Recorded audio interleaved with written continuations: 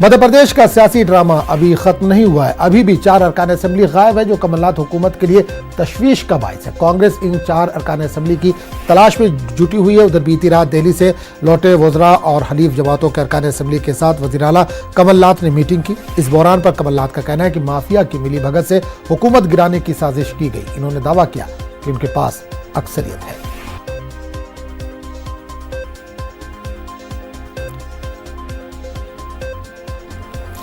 और इससे पूरे मामले पर बात करने के लिए सीधे रुक रहेंगे भोपाल, जहां से हमारे नुमाइंदा रंजीता दुबे इस वक्त जुड़ रही है। रंजीता, मध्य प्रदेश में सरकार को लेकर काफी हलचल मची हुई है, काफी ड्रामा 2 दिन से देखने को मिल रहा है। आज किस तरह का माहौल है रंजना, जानना चाहेंगे किस तरह का माहौल है, क्या सरकार को कोई खतरा है?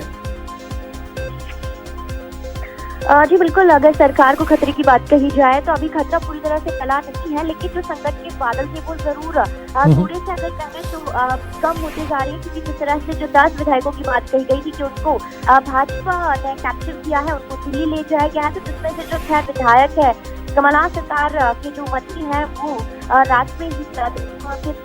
जो कैबिनेट मंत्री जीतू पटवारी है कुछ और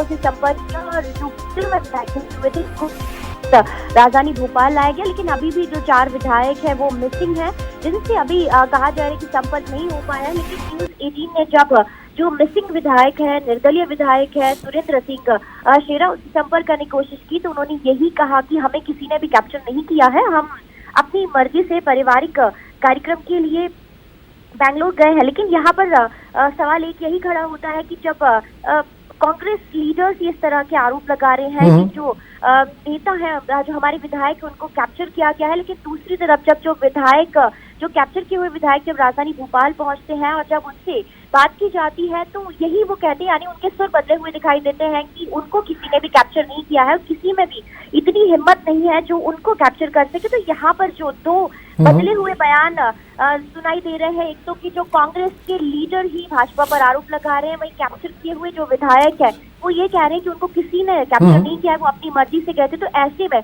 यहाँ पर कुछ और जो तस्वीर है वो जरूर सामने आ रही कि क्या ये सियासी ड्रामा राज्यसभा टिकट के लिए तो नहीं किया गया था, और दूसरी तरफ जिस तरह से ये भी कहा गया है कि ये जो सरकार आस्थिर करने की कोशिश लगातार कर रही है। और इसी बीच ये भी एक खबर आई है कि जो भी पूर्व मंत्री है संजय पाठक, उसकी जो खदानें हैं सील कर दी गई है। वहीं दूसरी तरफ दिग्विजय सिंह ने जो मंत्री है भाजपा खेमे के, उन पर भी आरोप लगाए, नरोत्तम मिश्रा, शिवराज सिंह चौहान और गोपाल भार्गव। वहीं दूसरी तरफ जो विधायक हैं, जो 4 विधायक लापता हैं, उनसे संपर्क नहीं हो पाया, बेंगलोर में है।